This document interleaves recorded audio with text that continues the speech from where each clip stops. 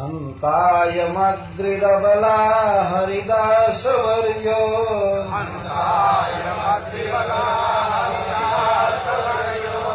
जद्रामकृष्ण चरणास्पर्श प्रमोदः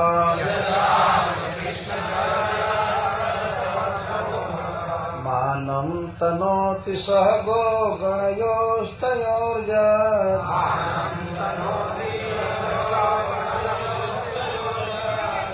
पानीयसो यवसकन्दर कन्दमूलैः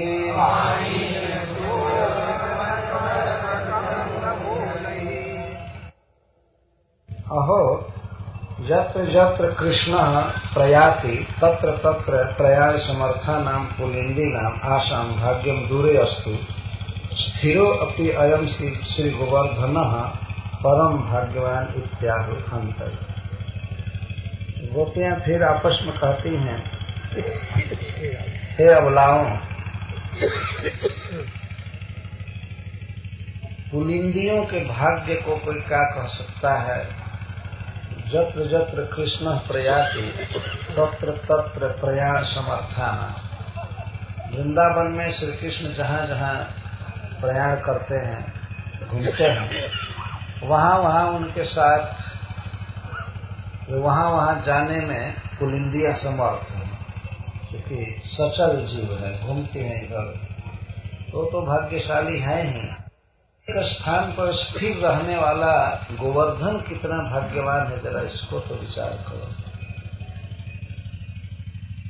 कृष्ण जहाँ जहाँ जाते हैं वहाँ वहाँ गोवर्धन नहीं जा सकते, अचल हैं, स्थिर हैं, फिर भी इनका परम भाग्य। इस श्लोक में गोपियां अपनी सखियों को गोप्या या सख्या नहीं कह रही, अबला कह रही। हे अबलाओं, अबल का अर्थ होता है जिसमें बल न हो। अबला बहुवचन स्त्रीलिंग में है। क्या बल नहीं है गोपियों में? न बलम जासन ता अबला। तुम लोगों को या हमको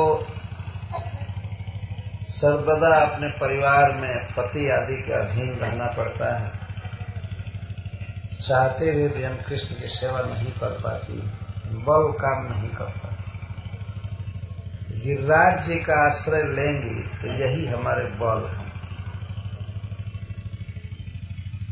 गिरिराज जी जाने में, गोवर्धन पर्वत में जाने में गोपियों को घर के लोग भी रोकते नहीं, क्योंकि यह प्रसिद्ध बात थी ब्रज में कि गिरिराज जी की कृपा से मनोरथ पूरा हो जाता है। और वहां पर मानसी गंगा में स्नान करके हरिदेव जी के दर्शन की छूट थी, लोग जाते रहते, इसलिए गांव की स्त्रियां भी जाती थी। और गोवर्धन पर्वत के ऊपर या घाटियों में जहां तहां कृष्ण खेलते रहते हैं, गोचारण करते हैं, तो वहां पर कृष्ण से भेंट भी हो जाती है। गोरस बेचत हरि मिले एक पंथ दो काज। तो इसलिए गोपियां यह कह रहे हैं कि गोवर्धन का समाश्रयण करने से, आश्रय करने से हमारा बल हो बढ़ जाएगा। यही बल है, गोवर्धन की शरण लेना यही बल। और इसके बिना तो तुम लोग अबला, कृष्ण दर्शन होना कठिन परवस्ता। अथवा श्री कृष्ण के प्रेम में इतना विह्वल है और शोक में भी कृष्ण से मिलन नहीं होता है, चल नहीं पाते हैं, पर कमजोर जैसा हो गई है। यह प्रेम का विकार है, दुर्बलता। तो इसलिए कह रही हूं अबला, हे बलहीन, बल से शून्य। और हंत इति हर्ष अथवा विस्मय।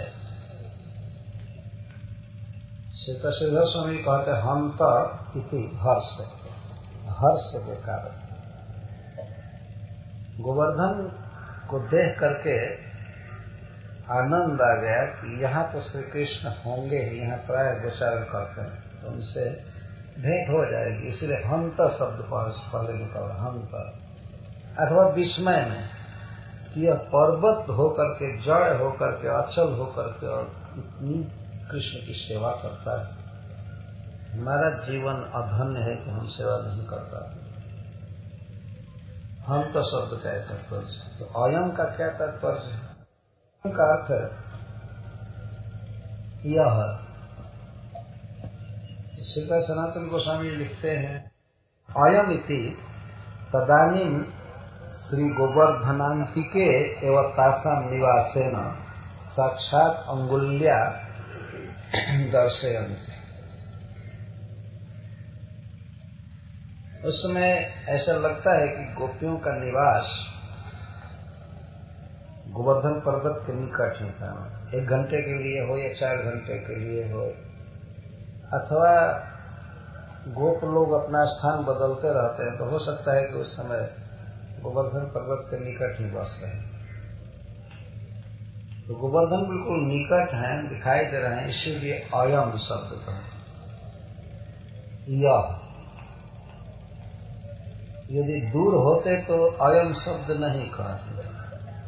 तो अपनी अंगुली से गोपियां दिखा रही हैं कि अरे सखी, यह अद्रि, यह पर्वत निश्चित ही भगवान के समस्त दासों में, श्री कृष्ण के दासों में सबसे श्रेष्ठ, हरिदास वर्ज।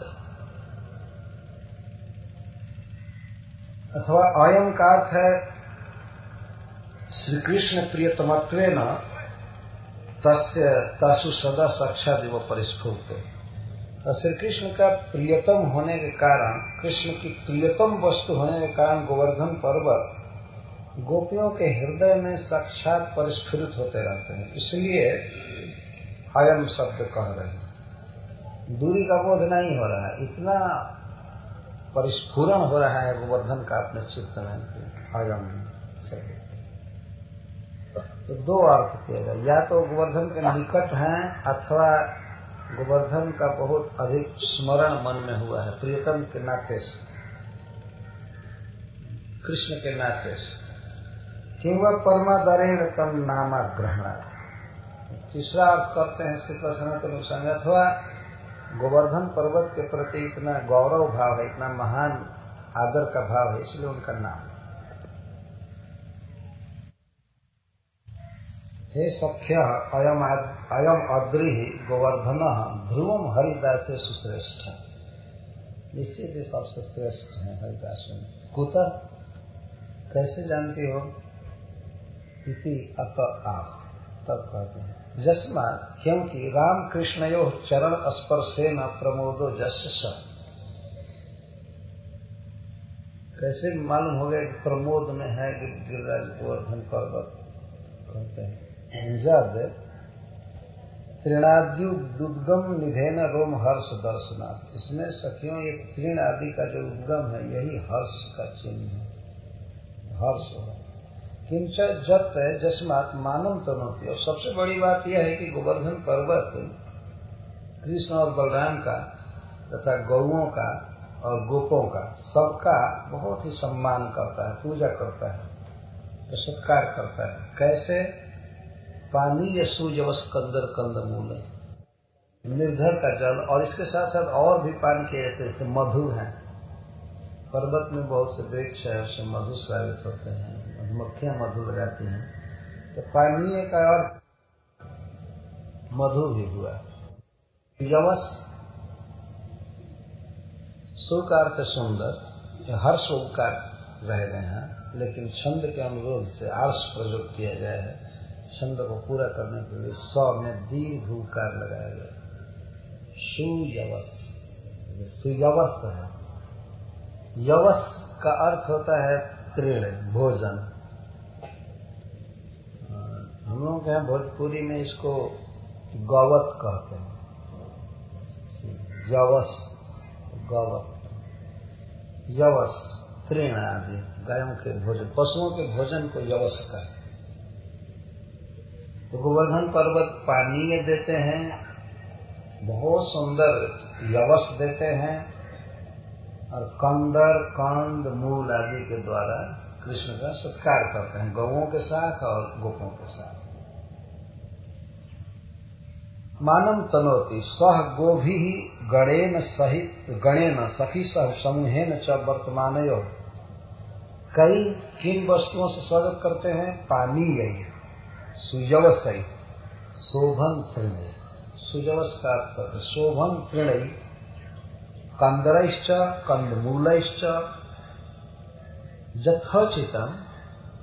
अब जो जथोचितम का अर्थ है कि किसका सम्मान किन वस्तुओं से कर रहे हैं, ये समझ लेना चाहिए। गोवर्धन पर्वत पानीय द्वारा, सुंदर तृणादि द्वारा और कंदरा द्वारा, कंद मूल फल द्वारा जथोचितम स्वागत करते हैं।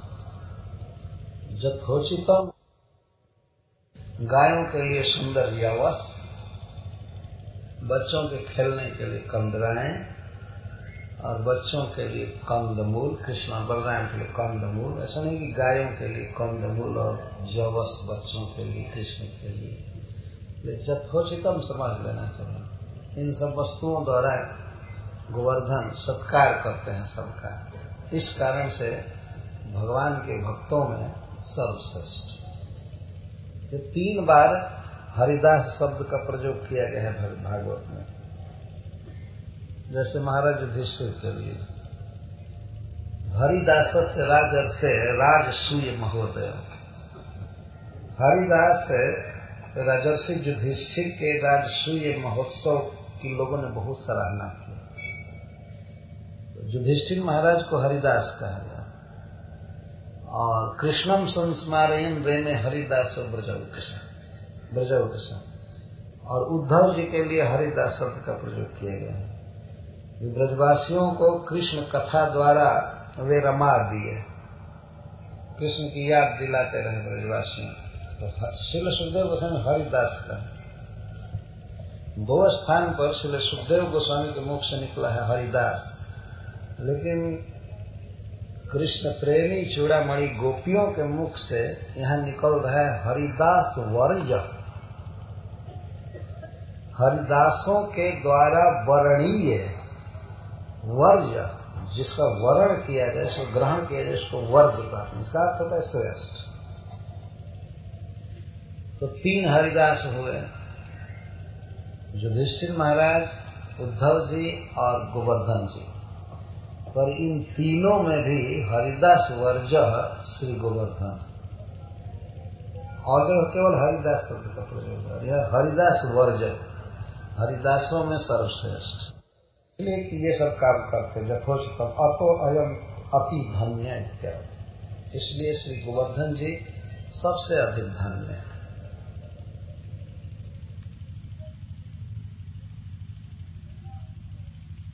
यहाँ पर हरि शब्द कहा गया है।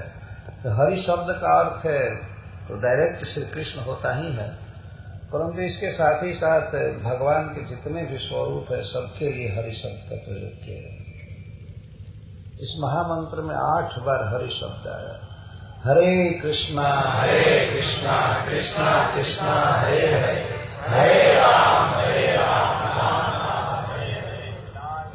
भगवान के जितने भी नाम रटे जाते हैं, ये राम और कृष्ण मिला करके 8 हुए और 8 अकेले हरि शब्द बोला जा रहा है। हरि का संबोधन में हरे हो जाता है। कपि इकारांत पुल्लिंग शब्द है तो इसका संबोधन में कपे हो गए, ऐसे हरि का हरे हो जाता है। भगवान के 3 नाम है, इनको सजा करके रखा है।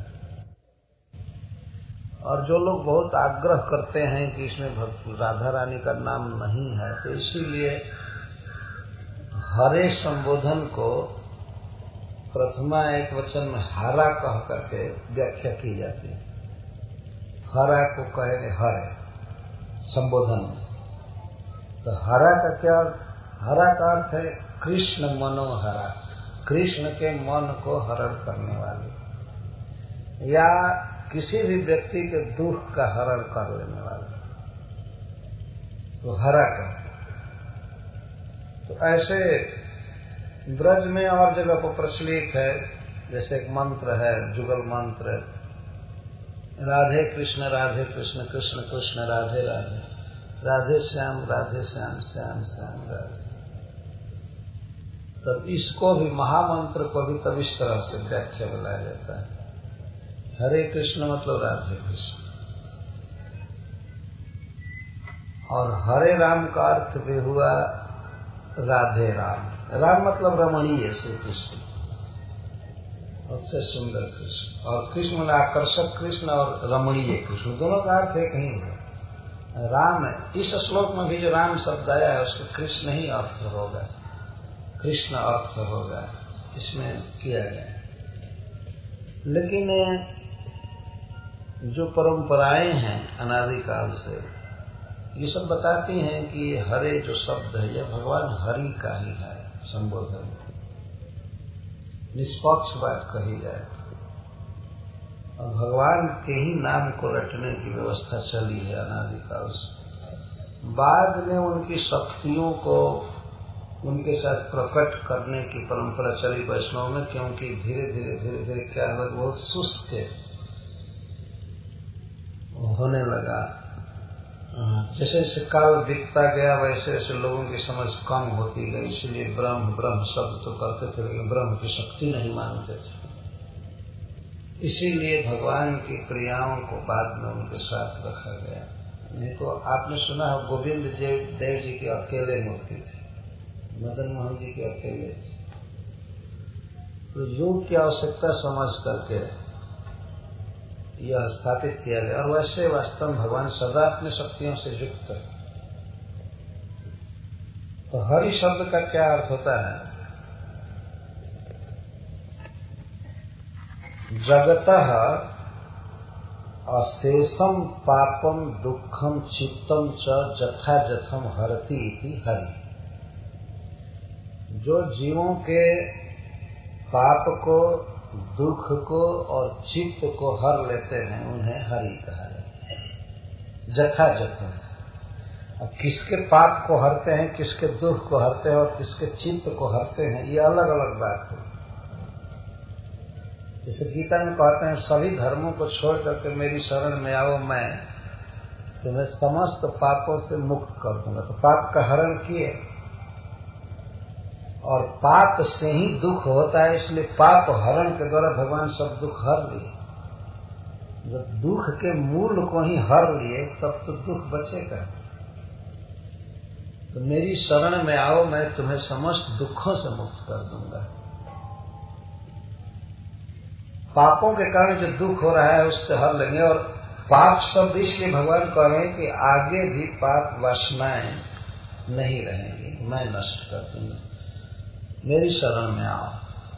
भगवान स्पष्ट बोल रहे हैं। और कोई पूछे कि आपकी शरण में आवे लेकिन और कोई थ्रू हो या और किसी का कुछ परसेंटेज शरण ले, नहीं ये कम, माने कम, मेरी शरण में आओ, एकमात्र मेरी शरण में आओ, तो तुम्हें मैं समस्त पापों से मुक्त कर दूंगा। तो भगवान है पाप हर लेते हैं। ऐसा नहीं समझना चाहिए कि भगवान पाप हरण करके और उस पाप से लिप्त हो जाते हैं, या अपने घर में या अपने ऐसी में रख लेते हैं सारा पाप। जैसे भगवान सूर्य रोज अंधकार खाते हैं, रात का नाश करते हैं अर्थात अंधकार का हरण करते हैं, लेकिन सूर्य लोक में थोड़ा भी अंधकार नहीं रहता, पहुंचता नहीं, हर लेते हैं, समाप्त कर देते हैं। कहने का आशय तो श्री कृष्ण समस्त पापों को हर लेते हैं, इसलिए उनको हरि कहते हैं। दुख को हर लेते हैं और समस्त जीवों के चित्त को भी हर लेते हैं अपने सौंदर्य माधुर्य से या वेणुवादन से, तो इसीलिए इनका नाम है हरि। जथा जथम हरति, वे सबके चित्त को हर लेते हैं। जंगम जीवों के चित्त को तो हरते ही हैं, जड़ जीवों के भी चित्त को हर लेते हैं, सारी इंद्रियों की वृत्ति को हरण कर लेते हैं। तो सीधा अर्थ हरि का अर्थ हरति इति हरि, जो हरण कर लेता है उसका नाम है हरि। क्या क्या हरण करते हैं भगवान? अनेक जन्मार्जित पाप चौरम, अनेक जन्मों तक रच रच करके जो लोग पाप करते हैं और पाप को छिपा करके रखते हैं, उनको भी भगवान हर लेते हैं। पाप रहता कहाँ है, कहाँ से हरण करते हैं? हरण करते हैं हृदय में बैठकर। हृदय में पाप रहता है। पाप का मूल हृदय ये गंदा होता है और इससे वासनाएं उठती हैं। तो जो वासनाएं हैं भगवत विरुद्ध भक्ति शून्य काम करने की, वस्तुओं को भोगने की, यही है पाप। इस पाप को वे हर देते हैं। भागवत में लिखा गया कि हरि हृदय में स्थित होकर के अपने शरणागत के पाप को नष्ट कर देते। हृदय में स्थित होकर के पाप नष्ट करते हैं, इसका अर्थ यह है कि जब भगवान श्रवण कीर्तन के द्वारा हृदय में स्फुरित होते हैं तो वे इतना सुंदर है, इतना मधुर है कि उनकी ही केवल कामना भक्त को रह जाती है और कोई कामना नहीं होती है। तो ऐसे ही सारा पाप नष्ट हो गया। जैसे कोहरा को सूर्य नष्ट कर देता है, वैसे भगवान हृदय में स्थित होकर सारे पाप वासनाओं को नष्ट कर देता है। अन्य उपाय से, अन्य तरीके से हृदय को शुद्ध करना असंभव है। जब तक भगवान हृदय में नहीं आते हैं तब तक पाप वासनाएं दूर नहीं हो सकती। इसलिए श्रील सुखदेव गोस्वामी भागवत के बिल्कुल अंत में कहते हैं, तस्मात् सर्वात्मना राजन हृदयस्थम कुरु केशवम। इसलिए हे राजन, सब प्रकार से हृदय में केशव को लाइए, अपने आप सब ठीक हो जाएगा। भगवान चित्त को हर लेते हैं। अनंत विशेषता है भगवान की, किसी को किसी विशेषता से, किसी को किसी विशेषता से। जैसे रुक्मिणी जी के चित्त का हरण किया कृष्ण ने अपने गुणों से, अपने रूप से। किसी किसी को अपने शरीर के गंध से, किसी किसी के चित्त का हरण अपने शरीर के गंध से कर ली। जैसे वैकुंठ में सनकादिक के चित्त का हरण कर लिया उन्होंने अपने चरण के सुगंध से, अपने शरीर के सुगंध से। गोपियों को अपने रूप से हरण किया या वेणुवादन से हरण किया। रासलीला में गोपियां कहते हैं, चित्तम सुखे न भवता हरतम गृहेश, और भी बातें कहती हैं। आपके विशाल वक्षस्थल को देखकर, आपकी लंबी लंबी भुजाओं को देखकर, आपका अत्यंत सुंदर मुख देखकर, और एकांत में जो आप प्रेम से हमसे बोले उसे सुन करके, और आपके वेणुवादन को सुन करके हमारा चित्त अपना अनुरक्त हो गया। इस तरह से हरण करते हैं। और वेणुवादन का प्रभाव तो आपने सुना है, किस तरह से वे वृक्ष तक के चित्त को हरण कर रहे, इसलिए हरि।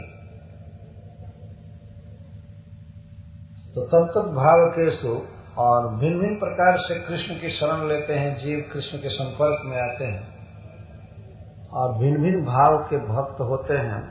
ये सब हरिदास हैं। तो तस्य दासेषु मध्य श्रेष्ठ श्री गोवर्धन। जितने भी भगवान कृष्ण के भक्त हैं, दास हैं, उनमें सबसे श्रेष्ठ हैं श्री गोवर्धन।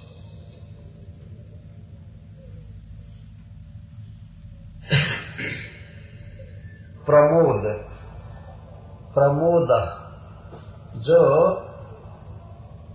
कृष्ण बलराम के चरण स्पर्श से सदा प्रमोद में रहते हैं। प्रकर्षेण मोद, प्रकृष्ट मोद। मोद का अर्थ होता है आनंद, सुख। गोवर्धन सदा सुखी रहते हैं। तो प्रकृष्टो मोदो हर्ष रोमांच स्वेदानंदाश्रु आदि स्वरूप त्रिणादि गमार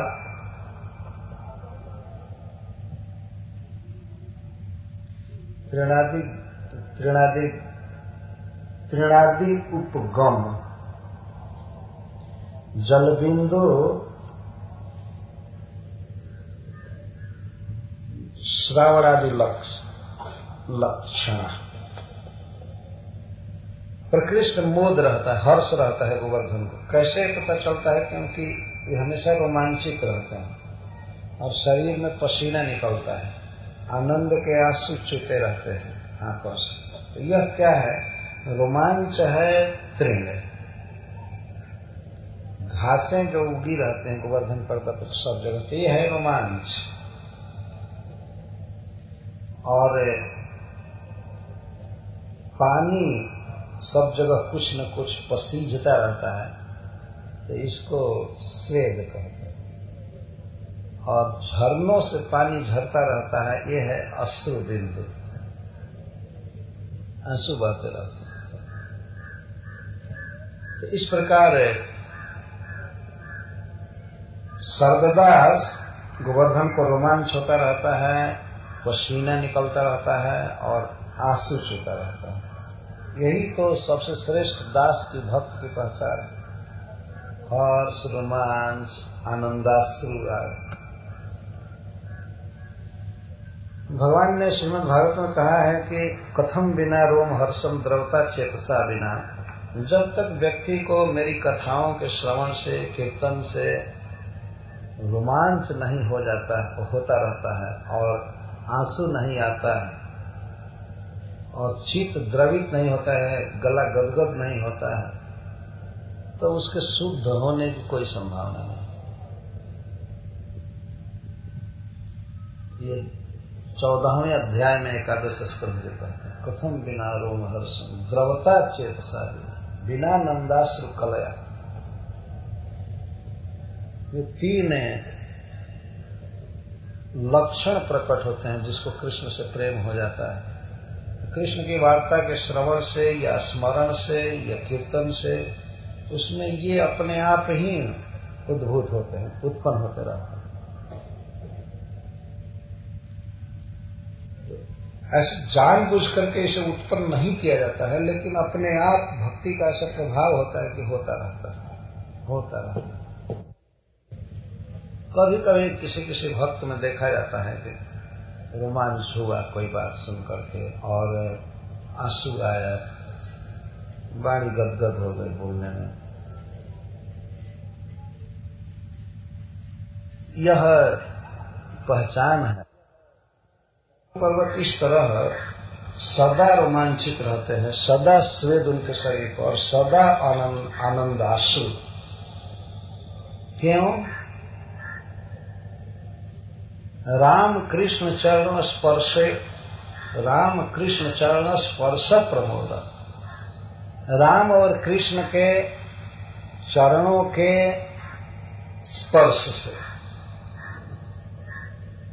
प्रसन्न इतना होता है, इतना सुख होता है कि उससे रोमांच होता है, आंसू आता है। तो श्री गोपी जन बोल रही हैं और आपने जैसे पहले सुना, सदा वे श्री कृष्ण के प्रेम में बात करती हैं और श्री कृष्ण के प्रति उनका बहुत ही उज्ज्वल माधुर्य भाव है। तो फिर बीच में यहां श्री बलराम जी को क्यों बोल रही हैं? राम कृष्ण चरण स्पर्श प्रमोद। राम कृष्ण, राम का अर्थ है रमते सदा अथवा क्रीडति सदा इति राम। जो सदा रमते हैं, खेलते रहते हैं आनंद में, उनको राम कहते हैं। या रमयति सुखयति इति राम। और जो दूसरों को सुखी करते हैं, रमाते हैं, उनको राम कहते हैं। तो ऐसे कृष्ण के चरण कमल का स्पर्श पाकर राम कृष्ण के चरण कमल का स्पर्श पाकर गोवर्धन बहुत प्रफुल्लित रहते। तो राम का अर्थ है जो रमते रहते हैं, अपने आप में आनंद में मग्न है और दूसरों को आनंद में मग्न करते हैं, उनको राम कहते हैं। तो कृष्ण शब्द का विशेषण है राम। ये कृष्ण का विशेषण है राम। तो राम कृष्ण, ऐसा नहीं कि और राम कृष्ण या दुखी कृष्ण। राम कृष्ण का अर्थ है आनंद में मग्न राम और दूसरों को भी आनंद में मग्न करने वाले, रमाने वाले और रमने वाले। जो रमती या रमयती स राम, किसको रमाते हैं? सबको रमा देते हैं। अस्मान अति, श्री गोपियों कहने का मतलब हमको भी रमाते हैं, सुख देते हैं और अपने आप स्वयं रमण करते हैं, सुख में रहते हैं, तो इसलिए उनको राम कहा जाता है। तो श्री गोपी जनों के कहने का भाव है कि श्री गोवर्धन को कृष्ण के चरण कमल का स्पर्श सदा मिलता रहता है, लेकिन हम हतभागिनी हैं कि हमें उन चरणों का स्पर्श नहीं मिलता, हम सेवा नहीं कर पाते।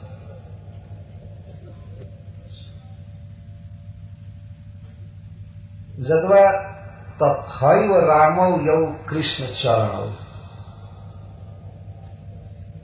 अथवा कृष्ण चरण इसका विशेषण है राम। चरण कैसा है कृष्ण का? जो रमा देता है और अपने आप में रमता है। कृष्ण चरण की विशेषता है राम। तथैव रामौ यौ कृष्ण चरणौ तयोः स्पर्शेन प्रमोद। यही आनंद है। यदि संस्कृत का थोड़ा थोड़ा ज्ञान होगा तब व्यक्ति इसको समझ सकता है, नहीं तो राम का अर्थ तो सीधे बलराम करेगा,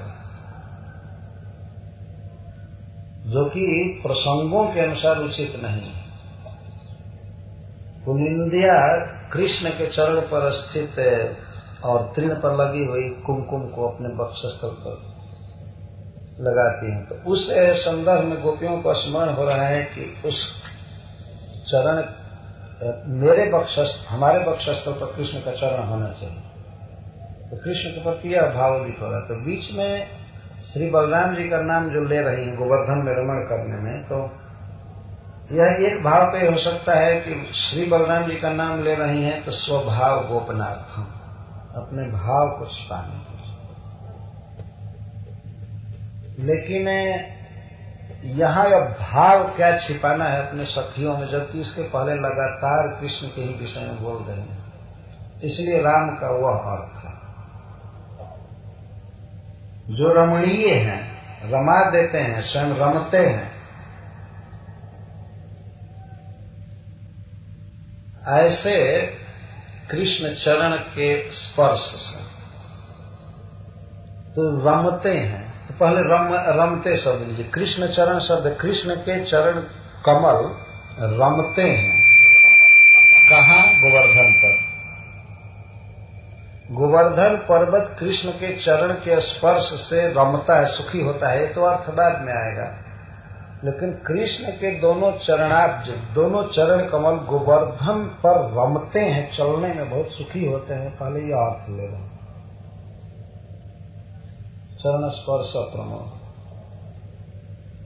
गोवर्धन पर्वत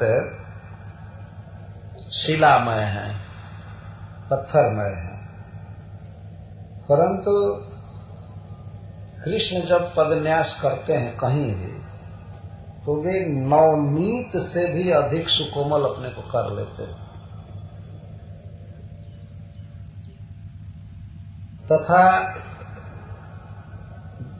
शीत के दिन में, जाड़े के दिन में, आपने अनुभव किया होगा पत्थर ठंडा हो जाता है, लेकिन जाड़े के दिन में वे उसको उष्ण रखते हैं पत्थर। एक तो नवनीत जैसा कोमल, और दूसरा जाड़े के दिन में गर्म, और गर्मी के दिन में ठंडा रखते। तो वो जड़ पत्थर नहीं है, वो चिन्मय है, इच्छा में है, इसलिए वे इस तरह से करते हैं। तो श्री कृष्ण जब चरण रखते हैं गोवर्धन पर्वत, तो कृष्ण के चरण को बड़ा सुख मिलता है। वो जानबूझ करके रमता है कृष्ण चरण, राम कृष्ण चरण, ऐसे वो रमता है। और इस कारण से जो कि कृष्ण का चरण रमता है गोवर्धन पर्वत पर, तो गोवर्धन को बहुत सुख मिलता है। कृष्ण के चरणों के सुख का स्मरण करके और चरण का स्पर्श क्योंकि डायरेक्ट हो रहा है, तो इसका अनुभव करके गोवर्धन पर्वत को बहुत सुख होता है। ऐसी शिला हम लोग देखे हैं जो गर्मी के दिन में ठंडा रहती है और ठंडा के दिन में गर्म रहती है। अयोध्या में एक पिलर है, खंभा, हम लोग जाते थे तो जाड़ा में उसको छूते थे, गर्म लगता है, गर्मी के दिन में ठंडा लगता। भगवान की व्यवस्था है संसार में, बहुत बहुत विचित्र वस्तुएं होती हैं। तो गोवर्धन पर्वत एक तो समग्र शिला को ही नवनीत से भी अधिक सुकोमल रखते थे। यदि कोई व्यक्ति यह कहे कि नवनीत से भी अधिक सुकोमल रहेगा तो कृष्ण का चरण तो धस जाएगा, बिल्कुल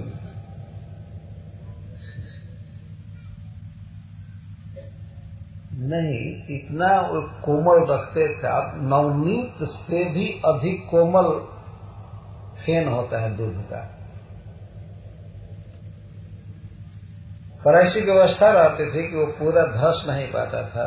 कभी कभी ऐसा होता था कि पत्थर बिल्कुल पिघल जाते थे आनंद से, और गर्मी का दिन है तो ठंडा और ठंडा का दिन है तो गर्म। उस पर कृष्ण खड़े होते थे तो कृष्ण के चरण के नीचे जितने भी जौ, अंकुश, वज्र, स्वस्तिक आदि चिन्ह होते थे उभर जाते थे। गोवर्धन पर्वत सब जगह कृष्ण के चरणों का, चरण चिन्हों का अलंकार गोवर्धन धारण करते, और इस कारण से प्रकृष्ट मोद है। अब इस मोद के लिए, आनंद के लिए केवल प्र शब्द लगाया जाता है। ऐसा आनंद संसार में कोई भी सुख पाकर के कोई नहीं कर सकता है, कोई भी वस्तु पाकर नहीं, जितना सुखी गोवर्धन। और श्री कृष्ण गोवर्धन पर प्राय चलते ही रहते हैं, चलते ही रहते हैं। राम कृष्ण चरण स्पर्श प्रमोद, बलराम और कृष्ण के चरण का स्पर्श करके वे आनंद में, यह तो बात है ही, लेकिन इसका मुख्य अर्थ है रमणीय कृष्ण के चरण का स्पर्श प्राप्त करके बहुत सुखी। और रमणीय कृष्ण चरण गोवर्धन का स्पर्श पा करके बहुत सुखी रहते। ये दोनों अर्थ हैं। जद राम कृष्ण चरण स्पर्श प्रमोद,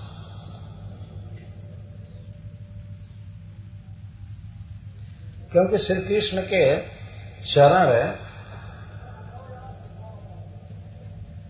कमल से भी अधिक सुकोमल है, इसलिए चरण कमल कहा जाता है। चरणाब्ज, चरणारविंदम। तो श्री गोपियां जो इतना बोलने में दक्ष हैं, तो भगवान के चरणों को छूछे क्यों बोल रही हैं, क्यों नहीं कमल लगाया? यहाँ प्रश्न उठता है। भगवान के चरण तो वास्तव में कोटि कोटि कमल से भी अधिक सुकुमार और सुंदर, क्यों नहीं यहाँ पर अब्ज शब्द लगाया या कमल शब्द लगाया गोपियों ने? इसका कारण यह था, उनके मन में एक बार यह उदित हुआ कि हाय हाय, हमारे प्रियतम के चरण बहुत सुकुमार हैं और वे पत्थर पर रखते हैं। तो इस कारण से कमल कहने में संकोच हो गया, कह नहीं पाए, इससे व्यग्रता है कारण, क्योंकि कमल से भी अधिक सुकुमार चरण है, इसलिए कमल कहना उचित नहीं समझा। ऐसा नहीं समझना चाहिए कि पद पूर्ति में वो बाधक होता है इसलिए नहीं यूज किया गया। यह आर्ष ग्रंथ है, कहीं से भी कमल फिट किया जा सकता था चरण का वर्णन करने में, लेकिन नहीं किया। गोपियों के मन में आया कमल जैसा कहना यह उचित नहीं है, बहुत ज्यादा सुकुमार है, सुंदर है कमल की अपेक्षा। और कमल तो कुछ काल के लिए सुंदर रहता है, बाद में मुरझा जाता है। सूरदास जी लिखते हैं कि भगवान के मुख को देखकर, भगवान के चरण को देख करके कमल आज तक मुंह लटका करके रहता है, कभी संकोच में बंद होता है तो कभी खिलता है, देखता है चरण तो फिर आंख बंद कर लो। जो कमल इस तरह रात्रि में बंद हो जाता है और दिन में खिलता है, तो ये कहते हैं, गोपियां कहती हैं सूरदास जी के शब्दों में कि कृष्ण के चरण कमल की शोभा को देख करके आज तक बेचारा कमल मुरझाया तो उसको हुक लग गई, इसलिए सिर उठा करके जल्दी नहीं देखता। और चंद्रमा जब से मुख को देखा है कृष्ण के, तब से अब वो गलगल करके आधा हो जाता है, चौथाई हो जाता है। अमावस्या के दिन तो पूरा भाग जाता है। किसी के मुख की शोभा का वर्णन चंद्रमा से किया जाता है। जैसे किसी स्त्री के मुख का वर्णन लोगों ने किया चंद्रमुखी, चंद्रमा जैसा मुख है। लेकिन जब कृष्ण हुए प्रकट इस जगत में, तब चंद्रमा से कोई तुलना ही नहीं करता था। और चंद्रमा देखा कि अच्छा ठीक है, हमसे उपमा दी जाएगी तो हमारा गौरव रहेगा। लेकिन जब चंद्रमा ने कृष्ण का मुख देखा तो हुक लगा, शोक छा गया, गलने लगा। अरे बाप रे, ऐसा मुख मेरे साथ इसकी तुलना कभी नहीं की जा सकती, क्योंकि वो तो घटे बढ़ाई बिरही में दुखता है, घटता है बढ़ता है, बिरहिनियों को दुख देता है। शोक प्रद पंकज द्रोही, अवगुण बहुत चंद्रमा तो। गोवर्धन जी कृष्ण की सेवा करते हैं, कृष्ण के गौओं की सेवा करते हैं और कृष्ण के सहचरों की सेवा करते हैं। मानम तनोति, साधु के जितने भी गुण होने चाहिए उसमें से यह एक अनिवार्य गुण है कि वह भगवान की सेवा करे और भगवान के दासों की सेवा करे, भगवान के सहचरों। तो उसको बता रहे हैं किस तरह से ये सेवा करते हैं। मानम तनोति, मान का विस्तार करते, तनोति का अर्थ विस्तार करते हैं। विस्तार करने का अर्थ है खूब अच्छी तरह से जहां जथा शक्ति गोवर्धन सेवा करते हैं गौओं की और कृष्ण के पार्षदों की, सखाओं की और कृष्ण के और बलराम जी। गो शब्देन अन्य अपि पशवः तदुपलक्ष्य। मानम तनोति सह गो गणयो, सह गो, गौओं के साथ कृष्ण की सेवा करो। इसका अर्थ है जब कृष्ण की सेवा करते हैं उसी समय सबकी सेवा करते हैं, अथवा भिन्न भिन्न समय में भिन्न भिन्न प्रकार से गौओं की सेवा करते हैं, सखाओं की सेवा करते हैं गिरिराज जी, और कृष्ण की सेवा करते हैं। तो गौ शब्द से अन्य पशु भी समझ लेना चाहिए, मनुष्य के लिए या पशु के लिए। पीने लायक पदार्थ अर्थात पानी, पानी का अर्थ सीधा जल अर्थ पहले किया जाएगा।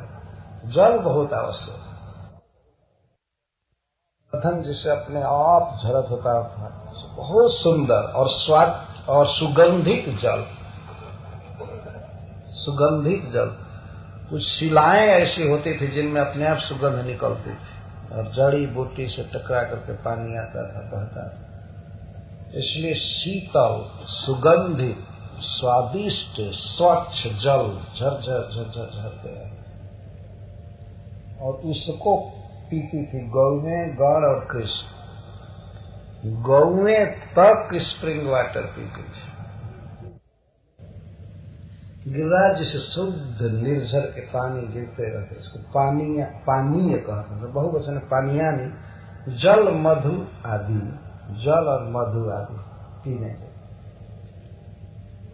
दीर्घत्वम आर्षम, इसमें जो सु शब्द है वो दीर्घ है, तो उसका अर्थ ये आर्ष प्रयोग है और छंद के अनुरोध से रखा। दीर्घत्वम आर्षम छंदोनुरोधात्। सुयवस का क्या अर्थ है? सुयवसानी, कोमलानी, सुंदर यवस, सुंदर गवत का अर्थ बहुत सुंदर तृण। सुंदर तृण का अर्थ क्या है? पहली विशेषता है कोमलानी, कोमल कोमल तृण। और गुण है पुष्टि वर्धनानी, जो गौओं को पुष्ट कर देते हैं। घास ऐसे सुंदर, ऐसी घास में रहे कि उसको खा करके पशु पुष्ट हो जाए। शरीर को पोषने वाले तत्व सारे उस घास में भरे पड़े। ऊपर से कुछ छिड़कने की जरूरत नहीं है, नमक या खली या हुआ। यदि हरी हरी घास मिले पशुओं को तो सबसे ज्यादा पुष्ट वो उससे होते हैं। तो पुष्टि वर्धनानी दुग्ध संपादकानी च, और दुग्ध संपादकानी, ऐसे ऐसे घास जिनसे दूध बहुत बनता है। तो शरीर में बल बढ़ता है उन घासों को खा करके और दूध बढ़ता है, इसलिए उनको सुयवस कहा है। बहुत सुंदर गवत गोवर्धन जी देते हैं। गौएं खा कर पुष्ट होती हैं और बहुत दूध बढ़ता है उनके थन में। अच्छा, पानीयम का अथवा पानीयम सूयते क्षरंती पानीय सुई मृदुनी जवसानी, अथवा यवस का विशेषण पानीय किया गया है। ऐसे गवर जिनमें पानी चूता रहता है, सूखा घास नहीं, सूखी घास नहीं, बहुत अच्छा। आजकल के तो पशुओं को पानी में भूसा डालते हैं तब खाते हैं, पानी से थोड़ा उसको कोमल बनाया जाता है। जो लोग सेवक हैं वो लोग ऐसा करते हैं, नहीं तो दूसरे लोग बस सूखे भूसे डाल दिए, बस खाओ चाहे मत खाओ, और उसी को मान लिया जाता है गोसेवक शिरोमणि। सूखा भूसा डाल, लेकिन वास्तव में जो गोसेवक होते हैं उसमें खली मिलाते हैं, चोकर का पानी मिलाते हैं और कई प्रकार से उसको सिक्त करते हैं सूखे भूसे। लेकिन गोवर्धन में जो घास तृण उग रहे हैं वो अपने आप पानी से युक्त है। पानी का अर्थ है बहुत ही सुंदर स्वाद बढ़ाने वाला, घास का स्वाद बढ़ाने वाला तत्व अपने आप घास के साथ जुड़ा हुआ है। ये पानी का अर्थ जैसे घास को आप ऐसे दबाइए तो पच पच पानी आएगा, न कोमल, इतना अच्छा, ऐसा कोमल घास। मृदुनी जवसानी जद्वा सुयवा प्रस्रव पुष्पफलादि इति क्वचित पाठ। तो पुष्प और फल बहुत अच्छे अच्छे हैं। और भू उपवेशार्थम सुंदर स्थानानित्य। कंदरा, कंदरा का अर्थ गुहा। गिरिराज जी में सैकड़ों गुफाएं हैं और उन गुफाओं में जत्र तत्र सर्वत्र व्यवस्था है रत्न पर्यंक, रत्न की सज्जा भीतर। गिरिराज चिन्मय है, कोई जड़ नहीं। रत्न की सज्जा और रत्न का पीठ और रत्न का प्रदीप और रत्न का विलास स्थान। तो कभी कृष्ण सोना चाहते हैं, चाहे उनके गण है, हजारों हजारों लड़के हैं और सबको थकावट है गोचारण करके, और विश्राम करने की इच्छा है तो गिरिराज जी की गुफाओं में गए। और जाड़ा का दिन है तो गुफा गर्म है और गर्मी का दिन है तो ठंडा, और सबके लिए अलग अलग बेड लगा सो। या बैठना चाहें तो उनके लिए उपदेश स्थान है, बैठे हैं, हंसी मजाक कर रहे हैं, उसी में बहुत प्रकार के नाटक भी करते हैं, वाद्य हो रहा है। और कृष्ण बांसुरी बजाते हैं गुफा में, तो गुफाएं और प्रतिध्वनित होती हैं, पत्थर से टकरा करके शब्द बड़ा जमता है। तो कुछ गाना होता है तब भी वो लोग भीतर चले जाते हैं। बाहर तो आकाश में हवा में उड़ जाता है शब्द, लेकिन गुफा में खूब गूंजता है, टकराता है। तो सोने का भी स्थान है रत्न पर्यंत, बैठने का है या लेटने का, इसको विलास कहते हैं। मैं आधा केवल लेटना चाहे तो आराम, कुर्सियां हैं, फैल करके रहते हैं। प्रदीप क्योंकि एक बात यहाँ शंका हो सकती है कि गुफा में प्रवेश करते हैं, गुफा बड़ी है तो अंधकार से भरी होगी। गुफाओं में बहुत भयावह अंधकार रहता है और बहुत हिंसक जीव जंतु भी रहते हैं उसमें, भालू, सिंह, बाघ। तो कोई बच्चा उसमें कैसे जाएगा?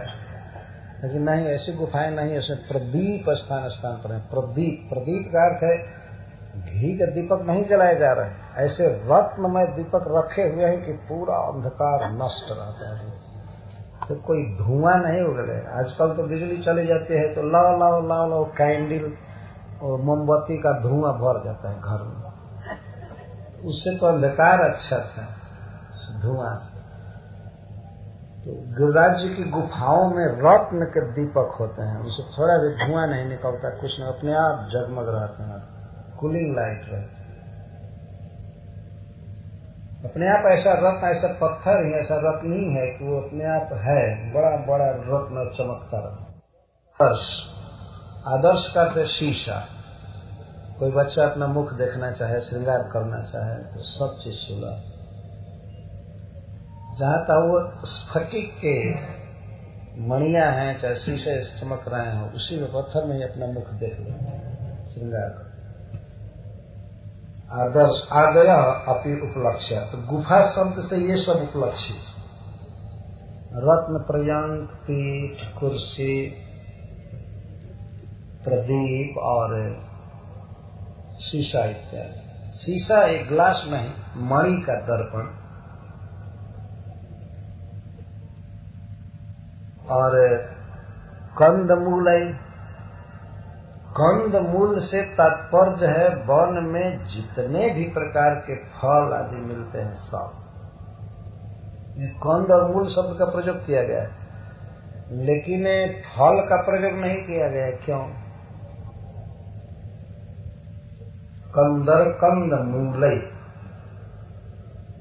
कंद और मूल में कोई वास्तविक भेद नहीं है, स्वरूप भेद नहीं है, थोड़ा थोड़ा आकार में भेद होता है, लेकिन वो जमीन के अंदर ही बैठते हैं। फल इसलिए नहीं कहा गया कि अपने आप समझ लेना चाहिए। फल तो चारों तरफ भरा पड़ा है, वो तो सेवा करते ही, इसके साथ कंद मूल फल देते हैं। तो कंद मूल से सेवा करते हैं तो क्या गिरिराज जी स्वयं ही अपने में से उखाड़ करके ला देते हैं? नहीं। इसका अर्थ है कि इतनी मिट्टी हल्की रखते हैं कि कोई बच्चा ऊपर से पकड़ा और कंद निकाल दे। तो कृष्ण को या उनके सखाओं को देने के लिए ही उत्पन्न किए। ऐसा नहीं कि एक कंद को खोदने में ही 1-1.5 घंटा निकल जाए और उधर गौएं निकल जाए दूसरी तरफ। बहुत आसानी से निकाल लेते हैं कंदमूल। तो इन सब वस्तुओं के द्वारा सेवा करते हैं। इसलिए धन्य है गिरिराज, तुम लोगों में शक्ति नहीं है इस प्रकार की सेवा की, क्योंकि तुम लोग अबला। गिरिराज जी में जो सामर्थ्य है कृष्ण की सेवा करने की, कृष्ण की सेवा करना कठिन है, कृष्ण के सखाओं की और गौओं की कहां से सेवा हो पाए? अबला। या करना भी चाहती हैं तो पति आदि के पारतंत्र में रहना पड़ता है, बल नहीं हो। कथनचित दास्यम अपनी न घटे तय, और हम लोगों के लिए तो कृष्ण की दासता भी संभव नहीं हो पाती है। अहोबत अभाग्य वैभवम के भाव। हमारे अभाग्य की कितनी समृद्धि, कितना अधिक अभाग्य। धीरस्मा, हम लोगों को धिक्कार। रामम जगन मनोरमम जब कृष्ण से चरणम आचरणम। अब यहाँ चरण शब्द का अर्थ है लीला से कर रहे हैं सीता सनातन गोस्वामी। अब तक तो चरण के स्पर्श से प्रमोद बताया जा रहा था, लेकिन श्री गोपीजन चरण शब्द लिखी है, पद नहीं लिखी। ये अंघ्री नहीं कही, चरण कही। तो चरण का अर्थ आचरण भी होता है, उसमें उपसर्ग लगा हुआ है। आचरण का अर्थ चलना, खेलना, गाना, बोलना, विविध लीलाओं को चरण कहा जाता है। उनसे हम आ लगावे या न लगावे कोई जरूरत नहीं। चरण का अर्थ ही है लीला। तो चरण स्पर्श प्रमोद, चरण के स्पर्श से प्रकृष्ट आनंद है गोवर्धन को। तो स्पर्श का क्या अर्थ होगा? चरण का तो ठीक है, लग जाएगा कि आचरण लीला क्रीड़ा, लेकिन स्पर्श का अर्थ क्या जा रहा है? विश्रापणम वितरणम स्पर्शनम च, विस्तारणम वितरणम स्पर्शनम च। अमर कोश में यह कहा गया है कि विहरण शब्द वितरण और स्पर्श शब्द से भी व्यक्त होता है। स्पर्श शब्द भी विहरण अर्थ में है, आचरण अर्थ में है। यहाँ स्पर्श शब्द इस अर्थ में है, लीलाओं का स्पर्श हो रहा है, विस्तार हो रहा है। यह हमें विश्रावणम वितरणम स्पर्शनम, चरण विस्तार, आचरण विस्तार, लीलाओं का विस्तार गिरिराज में सब। कहीं कृष्ण झूला झूलते हैं, कहीं गुफाओं में लुका छिपी का खेल खेलते हैं, आंख बिछौनी खेलते हैं, कभी कुछ करते हैं कभी कुछ करते हैं, विविध रास विहार करते हैं, गोवर्धन की घाटी में दान मांगते हैं गोपीजनों से। कई प्रकार की लीलाएं होती है, तो इसको चरण स्पर्श कहते हैं। चरण विस्तार, आचरण विस्तार, लीला विस्तार, और इसके कारण गिरिराज जी प्रकृष्ट मोद में रहे। भगवान के क्रीड़ा के स्थानों में गिरिराज जी का एक अनूठा स्थान है। तो पहले यह कहा गया कि भिलनिया तो सौभाग्यवती हैं ही, क्योंकि जहां जहां कृष्ण जाते हैं वहां वहां जाने में समर्थ हैं। लेकिन ये पर्वत तो एक जगह रहेंगे, लेकिन कृष्ण स्वयं ही आकर के खेलते ही रहते हैं इनमें, इसलिए गिरिराज गोवर्धन सबसे अधिक भाग्यशाली। सर्वदा सदा तत्क्रीड़ा संपादनोत्सुक इत्यादि। अब यहाँ प्रमोद शब्द का अर्थ किया गया। राम कृष्ण चरण स्पर्श प्रमोद। प्रमोद का अर्थ होता है आनंद में उत्सुक। तो रमणीय कृष्ण के लीलाओं के स्पर्श में अर्थात विस्तार में ये सदा उत्सुक रहते हैं,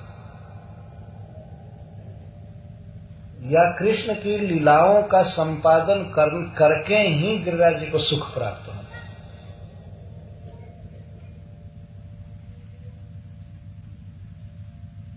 श्रीमद् भागवत के रस का स्वादन करने के लिए कुछ कुछ संस्कृत भाषा का ज्ञान बहुत आवश्यक है।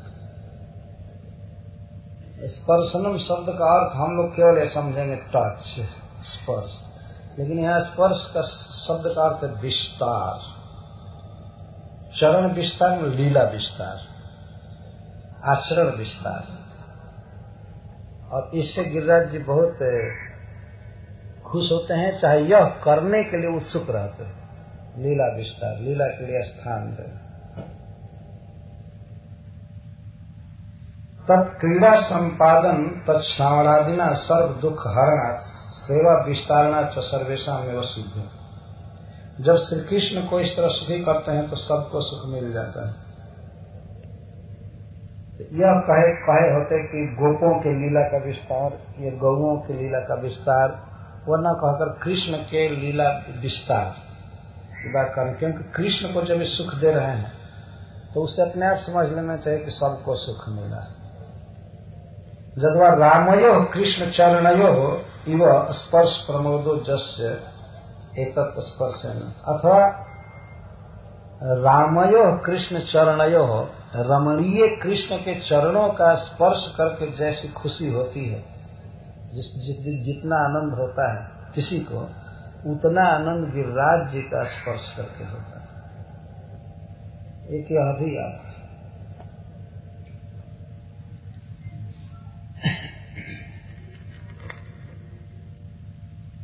आनंदस्य वसिद्ध हरिदास वर्जत्व न निरंतर विचित्र प्रेम विहार श्रेणी भी तत्चरण स्पर्शमयतया युवास्मिन संपत्ति अलमति विस्तरेण। श्रीका सनातन गोस्वामी कहते हैं कि हम क्या विस्तार करें, रसिक भक्त स्वयं ही चिंतन करें किस प्रकार से गिरिराज जी में कृष्ण लीला करते हैं और गिरिराज जी सेवा करते हैं सबकी, और गिरिराज जी में विहार करके श्री कृष्ण को कितना सुख मिलता है। कृष्ण के विहार से गिरिराज जी को सुख मिलता है और गिरिराज जी को सुख मिलता, कृष्ण को सुख मिलता है गिरिराज में विहार करके, और गिरिराज को सुख मिलता है कृष्ण के विहार से।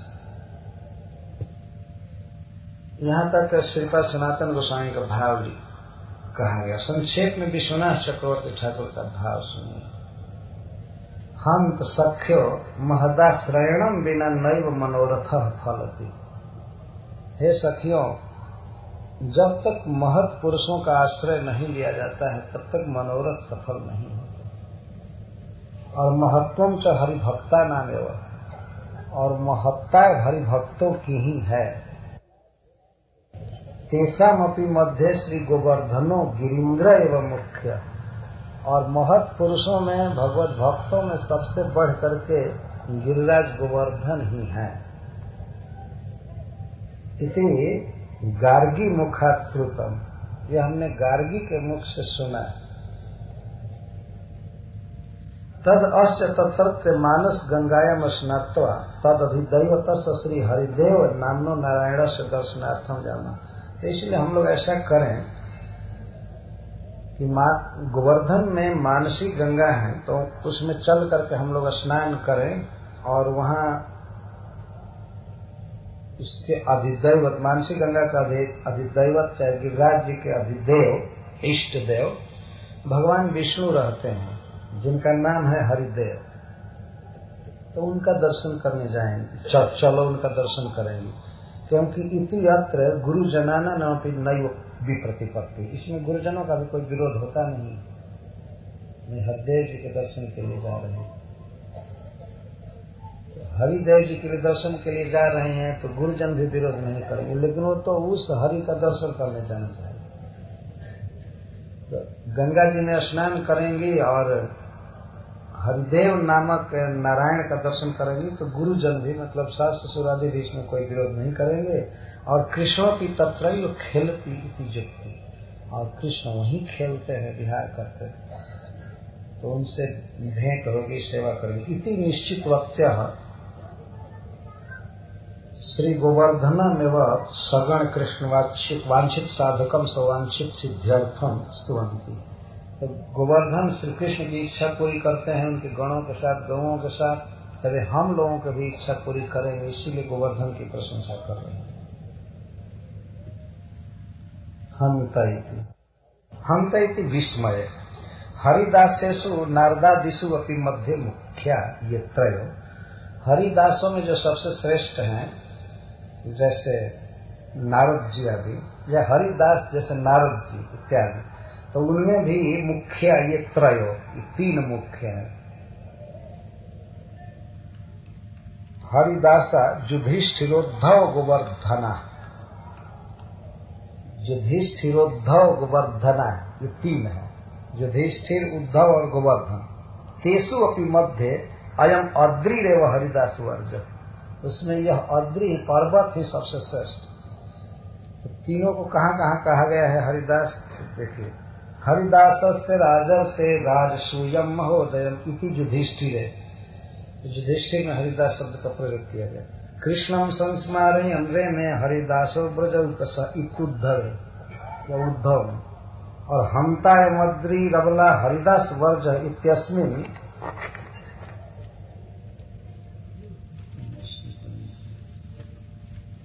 अस्मिन् पर्वते अपि हरिदास पद प्रयोगा, यस्मात् राम कृष्णयोः चरण स्पर्शेन शिला द्रवाद्यभि व्यंजितो प्रमोदो जस्य स।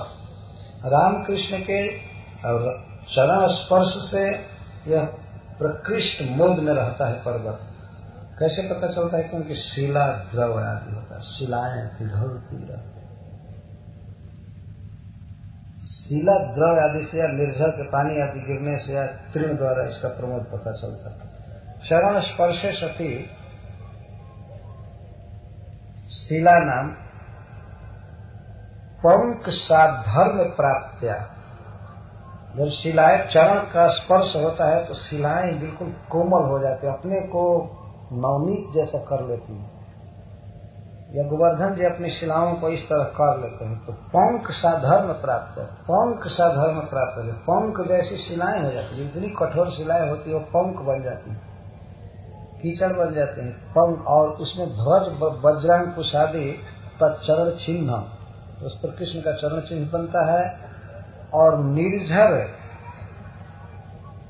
झरना तथा तृणों के उद्गम से तथा ये अश्रु पुलकादि होते रहते, ये प्रमोद व्यंजक आ गया, ये प्रमोद के व्यंजक। अत्र राम पद प्रयोगो भाव गोपनार्थ, गोपनार्थम, यहाँ राम शब्द जो कहा गया है बलराम जी को अपने भाव को छिपाने के लिए। मैं दोनों भाई के लिए बोल रहे हैं, कोई एक में स्पेशल अटैचमेंट नहीं, यह एक बोलने की कला होती है। स्वभाव गोपनाथ अथवा श्लेषेण, या श्लेष से अब दूसरा अर्थ किया जाता है। रामो नील चारु सीते त्रिशु इति अमर कोश। अमर कोश में बताया गया है कि राम शब्द का अर्थ है नील, सुंदर और असित, यानी सीते सीते, नील, चारु और शीत। शीत का अर्थ होता है उज्ज्वल, चारु का अर्थ है सुंदर, और नील का अर्थ है नीला। इन तीनों में राम शब्द का प्रयोग किया जाता है। और भी है, और चीजों में राम शब्द का प्रयोग होता है, तो इसमें भी यहाँ राम शब्द का प्रयोग किया गया है चारु, शब्द की, चारु का अर्थ सुंदर। राम इति अमर कोशा, तो यहाँ अर्थ है रमणीयो यह कृष्ण तस्य चरण स्पर्शेन प्रमोद, तस्य चरण स्पर्श। रमणीयो यह कृष्ण तस्य है अबला इति पति पार्वस्यवती नाम जिस्माकम तदा श्रेणमेव बलम बुद्धते इति भाव। हे अबलाओं, पति के अधीन रहने वाले तुम लोगों के लिए गोवर्धन ही बल है, क्योंकि गोवर्धन में हरिदेव जी का दर्शन करने में कोई बाधा नहीं। यहाँ ये बल की स्फूर्ति हो रही। जत प्रमोदा देव हेतु मानम तत्प्रसादनीय पूजा तनोति। इसी आनंद से गिरिराज जी खूब पूजा देते हैं, उपहार देते हैं कृष्ण को उनके सखा और गौओं के साथ। सह गोभी गणेन सखवी समूहेन च वर्तमान में तयो, कई किन वस्तुओं से सम्मान करते हैं? पानीयानी। पानीयानी का अर्थ पाद्य आचमनीय पानार्थम, पैर धोने के लिए जल देते हैं, आचमन के लिए जल देते हैं और पीने के लिए जल देते हैं। और आदि शब्द से स्नान करने। गौएं भी खूब नहाती हैं, पीती हैं, भगवान नहाते हैं, पीते हैं, आचमन करते हैं, इसके लिए जल। कभी कभी कृष्ण ऐसे नहाते हैं, गिरिराज से झरते और उसमें गए छम छम छम छम नहाते रहते।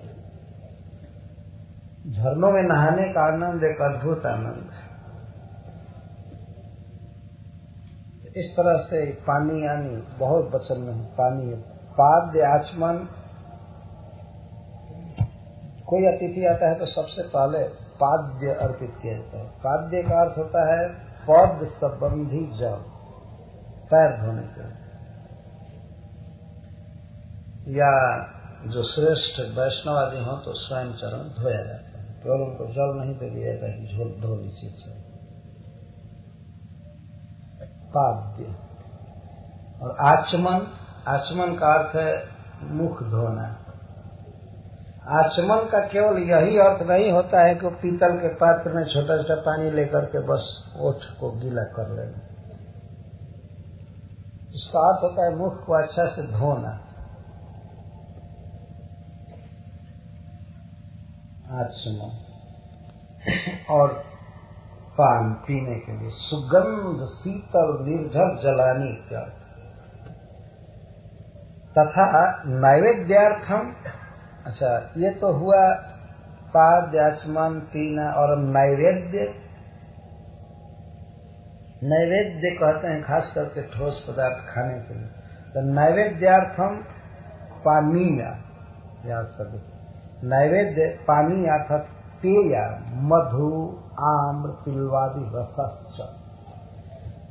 मधु और आम और पीलू आदि बहुत से फल हैं, उनका बच्चे रस चूसते हैं, तो उसको भी पेय ही कहा गया। खा नहीं रहे, पी रहे हैं फलों। सुजवसानी और सुंदर गौर। यहाँ पूजा शब्द मान आया है, इसलिए पूजा में कौन कौन द्रव्य लगते हैं चक्रवर्ती पारी बताते हैं। अब अभ्यार्थम दुर्बाग और गवाम ग्रासार्थम सुगंध सुकोमल पुष्टि वर्धन दुग्ध संपादकानी तृणानि च। अच्छा अच्छा दूब भी देते हैं जिसे पूजा की जाती है, और खूब सुगंधित घास। जदवा पानीयम सुयते थी पानीय स्रुव निर्झराश्च। निर्झर कंदरा उपवेश सज्जायाम विलासाद्यार्थम शीतोष्णमय सुख दुखदा गुहाश्च भक्षणार्थम कंदमूलानी च। और तत्रत रत्न प्रजंग प्रदीप आदर्श आदयो अपि उपलक्ष्य। इन सब से गिरिराज जी सेवा करते रहते हैं कृष्ण की। तो बात तो सब समझ में आ गई, एक एक शब्द श्री गोपियां श्री गोवर्धन जी के विषय में क्या कहते हैं। तो एक एक बात का स्मरण करना चाहिए, और कैसे कोई व्यक्ति हरिदास बनता है। इसमें मुख्य बात है कि उसे भगवान का स्पर्श प्राप्त होना चाहिए, चरण स्पर्श, और भगवान की और भगवान के भक्तों की सेवा होनी चाहिए, तब वो हरिदास। और जो इस कार्य में सबसे श्रेष्ठ हो तो हरिदास वर्त हो। जो गोवर्धन सब कुछ देते हैं और सबको देते हैं, कृष्ण के गौओं को और कृष्ण के सखाओं को, कृष्ण को, बलराम जी को, और सब चीज आपने सुना भोजन देते हैं, पीने के लिए देते हैं, और सज्जा, बैठने के लिए, खेलने के लिए गुफाएं, सब कुछ झूलने के लिए वृक्ष। इसलिए गिरिराज जी पर्वत हरिदासों में सबसे श्रेष्ठ। हरे कृष्ण।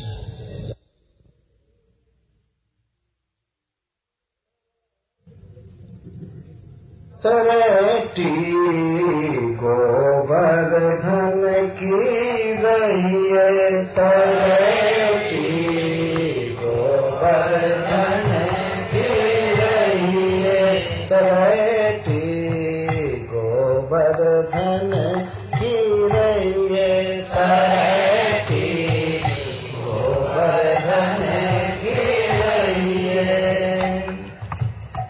नित प्रति मदन गोपाल लाल के, नित प्रति मदन गोपाल लाल के, नित प्रति मदन गोपाल लाल के, नित प्रति मदन गोपाल लाल के। चरण कमल चित गहिए तरेटी, चरण कमल चित गहिए तरेटी गोवर्धन की रहिए, तरेटी गोवर्धन की रहिए, तरेटी गोवर्धन की रहिए, गोवर्धन की रहिए। तन पुलकित ब्रज रज में लोटत, तन पुलकित ब्रज रज में लोटत, तन पुलकित ब्रज रज में लोटत, तन पुलकित ब्रज रज में लोटत। गोविंद कुंदन है ये, हाँ गोविंद कुंदन है ये, तरेटी गोवर्धन की रहिए, तरेटी गोवर्धन की रहिए, तरेटी गोवर्धन की रहिए, तरेटी गोवर्धन की रहिए। और जब बात करने की इच्छा हो कोई तो सीधे गिरधारी जी से बात कीजिए। रसिक प्रीतम हित चित की बातें, रसिक प्रीतम हित चित की बातें, रसिक प्रीतम हित चित की बातें, रसिक प्रीतम हित चित की बातें। श्री गिरधारी जिस कहिए, गिरधारी जिस कहिए, तरेटी गोवर्धन की रहिए, तरेटी गोवर्धन की रहिए, तरेटी गोवर्धन की रहिए, तरेटी गोवर्धन की रहिए। यह पद बहुत प्रसिद्ध है, बहुत प्रिय है वैष्णव समाज में।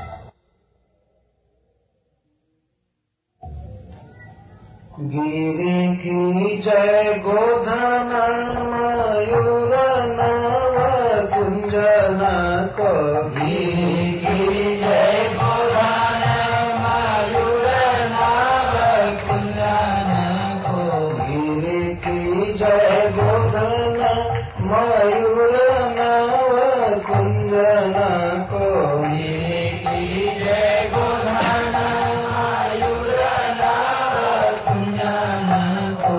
पशु की जय महाराज नंद के बदर को, पशु की जय महाराज नंद के बदर को। भाषा के शब्द हैं, सब लोग नहीं जानते हैं। बगर का अर्थ होता है झुंड या बाग। हमारे यहाँ कहते हैं कब बाग भेड़ बाड़ी, बगर में झुंड। 100 झुंड को एक बगर का। पशु की जय महाराज नंद के बगर को, पशु की जय महाराज नंद के बगर को। नर की जय तौन जान राधे राधे नाम रटे, नर की जय तौन जान राधे राधे नाम रटे। तट की जय बर खुल कालिंदी कगर को, तट की जय बर खुल कालिंदी कगर को। इतने जोई कुछ कीजिए कुंवर कान, इतने जोई कुछ कीजिए कुंवर कान।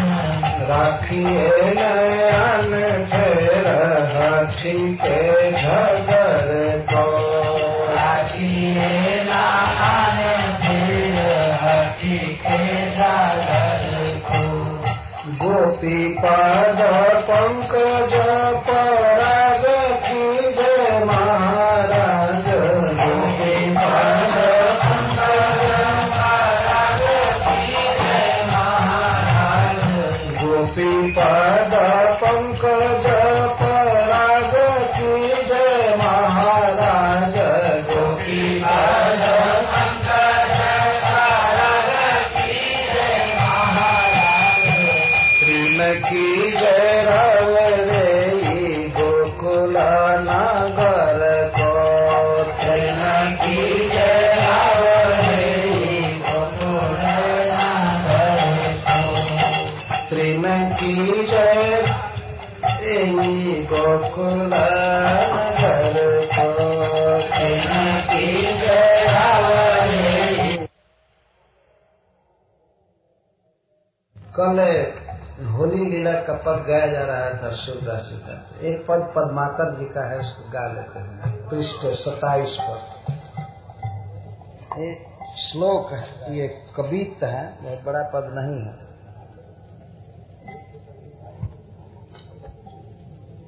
सताइस पृष्ठ पर पहला पद है। एक कै संग धाय नंदलाल और गुलाल दो। कृष्ण होली खेल रहे थे राधा रानी के साथ और दौड़ करके उन्होंने गुलाल मारा, तो गुलाल आंखों में आया और कृष्ण का सौंदर्य भी साथ में ही जाकर आंख में गड़ गया, तो कृष्ण की छवि गड़ गई। तो गुलाल और लाल कृष्ण दोनों एक ही साथ आए, एक ही साथ आंख में आ गए। और द्रिगनी गयजु भरी आनंद मढ़ाए नहीं, और आंख में दोनों छा गए। फिर भी बहुत आनंद आ रहा था। गुलाल आया और उसके पहले लाल आ गए। गुलाल वो आंख में धस गया। इतना आनंद हुआ कि आनंद मढ़ाए नहीं। मढ़ाए मैंने आनंद को मढ़ा नहीं जा सकता, सीमा नहीं बनाई जा सकती उसकी। और मैं धोने लगी, गुलाल को धोने लगे, लेकिन धोई धोए हारी पद्माकर तिहारी सौंप। तो सखी तुम्हारी शपथ खाकर कहती हूँ, धो धो करके हार गई, लेकिन अब कोई उपाय नहीं निकल रहा है कि कैसे उस लड़के को, अहीर के लड़के को आंख से धोकर बाहर कर दूं। गुलाल तो निकल गया, वो तो एक बार धोने से ही बाहर आ गया, लेकिन जो लाल गड़ गया हृदय में वो नहीं निकल रहा है।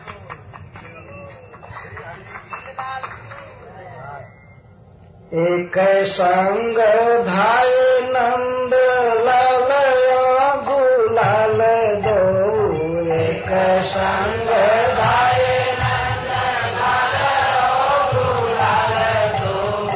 एक संग धाय नंद लाल गुलाल दो, एक संग धाय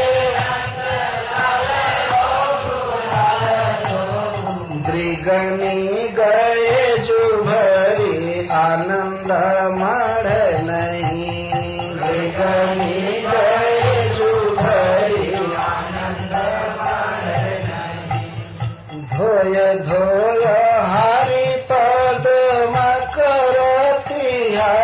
सोह धोय धोय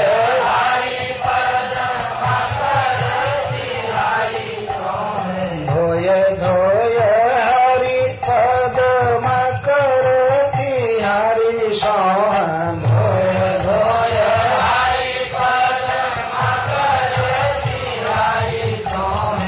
अब तो उपाय एको चित पे चढ़े नहीं अब तो उपाय एको चित पे चढ़े नहीं अब तो एक भी उपाय चित्त में समझ में नहीं आ रहा है क्या करूं। गुलाल तो पानी से खत्म हो गया लेकिन नंदलाल कैसे निकलेगा आंख से। अब तो हार गई वो धोने से थोड़े निकलेगा। अब तो उपाय एको चित पे चढ़े नहीं अब तो उपाय एको चित पे चढ़े नहीं। कैसी करो कहाँ जाऊं कासो कहूँ कौन सुने कैसी करो कहाँ जाऊं कासो कहूँ कौन सुने। को तो निकासो जासो दर्द बढ़े नहीं को तो निकासो जासो दर्द बढ़े नहीं। वो तो आँख नहीं है ना आँख के रास्ते से कलेजा में धस गए हैं तो कोई तो निकालो जिससे दर्द बढ़ने न पाए। तेरी मेरी वीर जैसे तैसे न आखी न सोए मेरी वीर जैसे तैसे न आखी न सो। कढ़ी गया वीर पे हीर को कढ़े नहीं कढ़ी गया वीर पे हीर को कढ़े नहीं। अबीर कढ़ गया परंतु वो अहीर का नहीं कढ़ा मैंने अहीर नंद का लड़का नहीं कढ़ा हृदय से। इन आंखों से अबीर तो निकल गया। एरी मेरी वीर जैसे